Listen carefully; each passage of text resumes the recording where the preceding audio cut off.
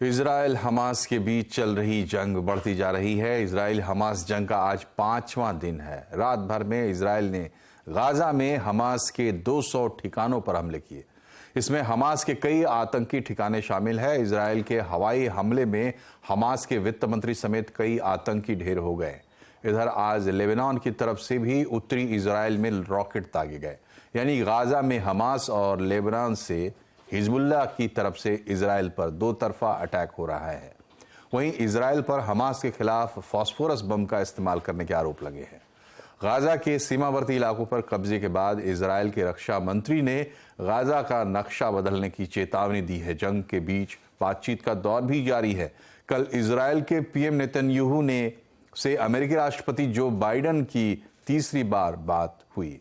हथियारों से लैस अमेरिकी विमान भी इजराइल पहुंच गया है। आज अमेरिका के विदेश मंत्री एंटनी ब्लिंकन भी इजराइल पहुंचेंगे।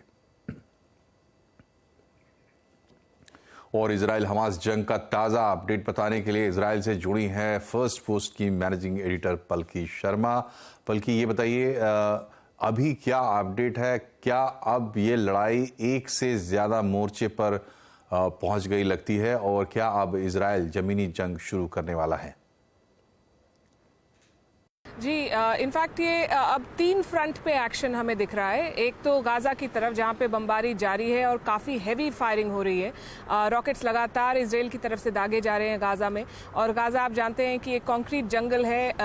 जो डेंसिटी है, पॉपुलेशन डेंसिटी, वो बहुत ज़्यादा है। 365 स्क्वायर किलोमीटर का पूरा क्षेत्र है और उसमें करीब 20 लाख लोग रहते हैं। तो आप समझ सकते हैं कि कितने पास लोग रहते हैं और सिविलियन कैजुअलिटीज़ अवॉइड करना बहुत मुश्किल है। तो गाजा में तो प्राइमरी फोकस है।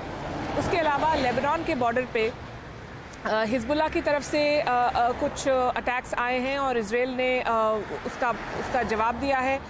कुछ मिलिट्री एक्शन वहाँ पे भी देखा गया है। सीरिया में भी जो ईरान के कुछ एसेट्स हैं उनके ऊपर इजरायली हमले की खबरें हैं। तो 3 दिशाओं में एक्शन हो रहा है। उसके अलावा ग्राउंड ऑफेंसिव की आपने बात की।